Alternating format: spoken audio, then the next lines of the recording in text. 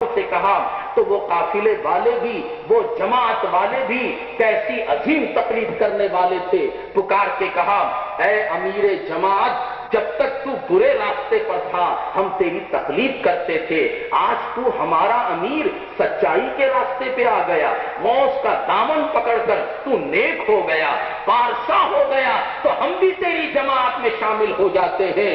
تو چوروں کے ڈاکو نے غوث کا دامن پکڑ کے پکار کے کہا تھا غوث کا دامن، تو ان 40 جماعت کے لوگوں نے کہا تھا نہیں چھوڑیں گے۔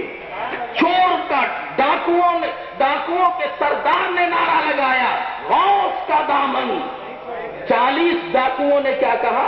نہیں چھوڑیں گے۔ وہی دامن ہے جو آج بھی ہم پکار کے کہہ رہے ہیں غوث کا دامن نہیں چھوڑیں گے، ہم غوث کے دامن سے نسبت رکھنے والے ہیں، خدا کی قسم آج بھی نہیں چھوڑیں گے، کل بھی نہیں چھوڑیں گے، قبر کی منزل میں بھی غوث کا دامن نہیں چھوڑیں گے، یہاں تک کہ میدان محشر ہوگا تب بھی ہم غوث کے دامن سے لگے رہیں۔ تو معلوم ہوا دامن بہت کام کرتا ہے، نسبت بہت کام کرتی ہے۔ جب نسبت کی بات آ گئی ہے تو کہہ دوں، حضرت خواجہ غریب نواز کے ایک مرید کا انتقال ہو گیا۔ نہلانے دہلانے کے بعد قبر کی منزل میں اتارا جا رہا ہے۔ خواجہ خواجگان قبر کے اوپر کھڑے ہوئے ہیں، آنکھوں سے آنسو کے دھارے نکل رہے ہیں۔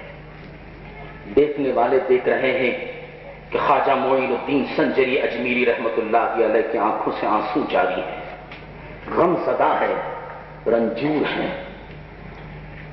عذاب کے فرشتے بھی قبر میں آ گئے عذاب دینے کے لیے۔ جب قبر میں اتار دیا گیا تو خواجہ غریب نواز کے چہرے پر مسکراہٹ آ گئی۔ لوگوں نے پوچھا کیا بات ہے؟ وہ تو بعد میں کہوں، فرشتے آئے تھے عذاب کے، اتنے میں رحمت کے فرشتے بھی آ گئے۔ کہا کہ قبر سے نکلو۔ کیوں؟ اللہ تعالیٰ نے کہا پھر عذاب والے فرشتوں کو بھیج دو، رحمت کے فرشتے تم جاؤ۔ عذاب کے فرشتوں نے پوچھا ہے مولا یہ تو گنہگار تھا، تو نے ہمیں عذاب دینے پر مقرر کیا، پھر بلایا تو جا رہا ہے؟ تو کہا دیکھا نہیں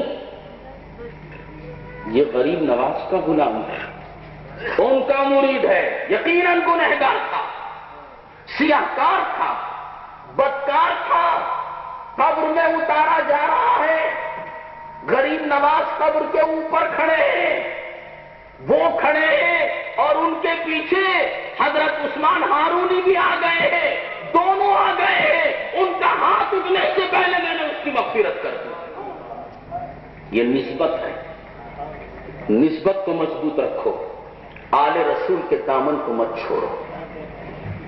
اور ایک واقعہ بتاؤں، ایک شخص مرید تھا، مر گیا، قبر میں اتارا گیا، عذاب دینے کے فرشتے آ گئے، اور جب قبر میں اتارا چہرہ اس کا کھولا تو کلاه اس کے سر پہ ہے۔ بزرگوں کی طرف سے جو ٹوپی ملتی ہے اس کو ٹوپی نہیں کہتے، اس کو کلاه کہتے ہیں۔ ہر سلسلے کی ایک ایک کلاه ہوتی ہے، جب وہ مر جاتا ہے تو اس کو سلسلے کے لباس میں دفن کر دیتے، تو کلاه پہنا ہوا تھا۔ عذاب کے فرشتے رک گئے۔ مولا پوچھا کہ کیوں رک گئے؟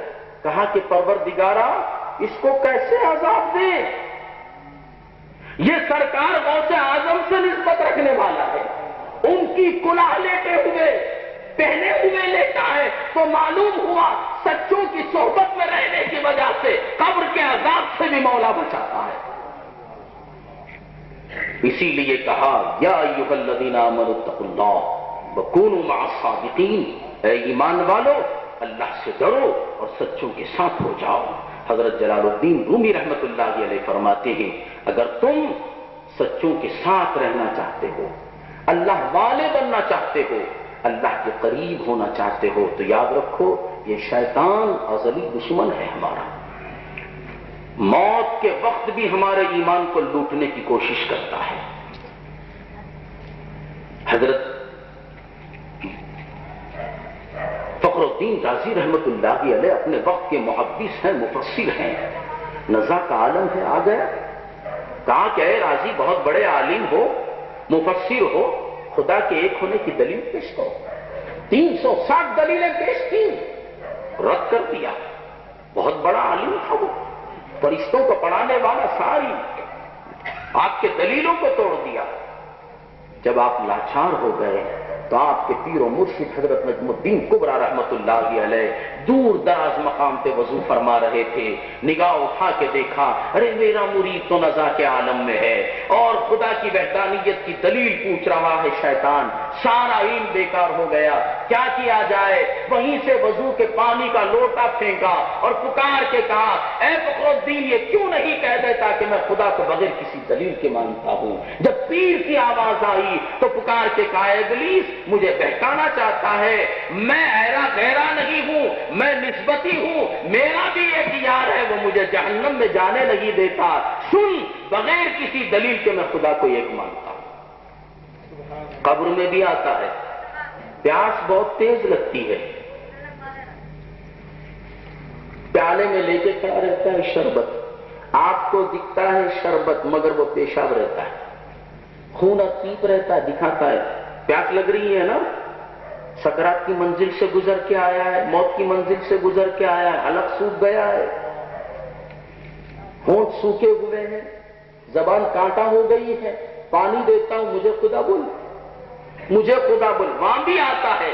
مگر جس نے اللہ والوں سے نسبت قائم کر لی، وَكُونُوا مَعَ الصَّادِقِينَ کے مطابق سچوں کی صحبت اختیار کر لی تو قبر کی منزل سے بھی وہ بچا۔ جلال الدین رومی فرماتے ہیں قریب ہونا چاہتا ہے تو خدا سے تو سچوں کی صحبت میں آ جا۔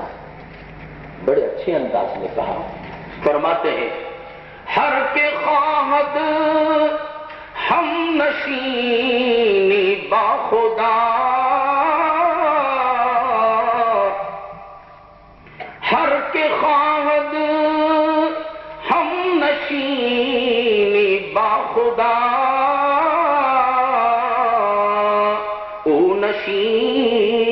ند در حضور اولیاء۔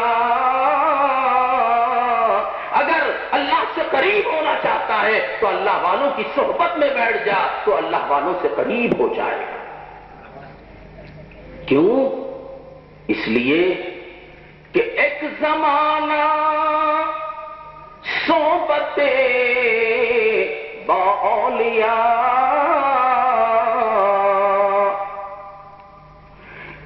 زمانہ صحبت با اولیاء، بہتر از 100 سالہ قوت بیریا۔ اللہ والوں کی صحبت میں ایک لمحہ بھی بیٹھ جانا 100 سال کی بیریا کی عبادت سے زیادہ بہتر ہے۔ یا ایھا الذین آمنوا اتقوا اللہ وکونوا مع الصادقین، اے ایمان والو اللہ سے ڈرو اور سچوں کے ساتھ ہو جاؤ۔ وآخر دعوانا ان الحمد للہ رب العالمین۔ اٹھیے صلاۃ و سلام کے لیے کھڑے ہو جائیے۔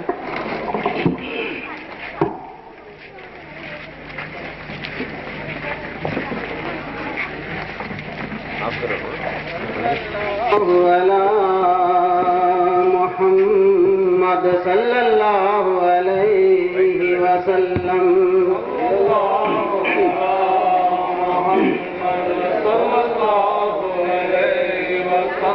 صلی اللہ علی محمد صلی اللہ علیہ وسلم،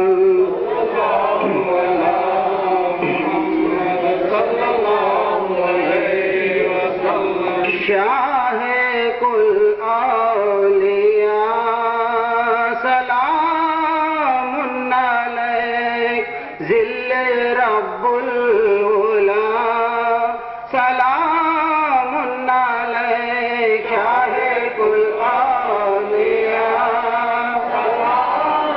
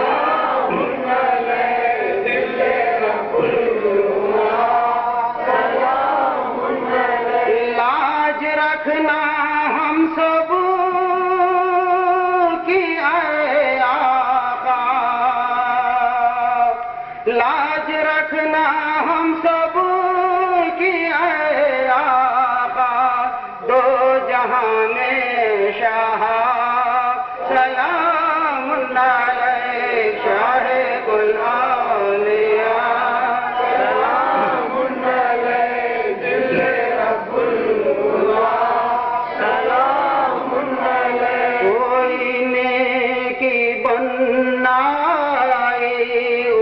खेलों में गवाई, अब सताती है जुदाई, या रसूल अल्लाह दुहाई, या नबी सलाम अलैका, या रसूल सलाम अलैका, या हबीब सलाम अलैका,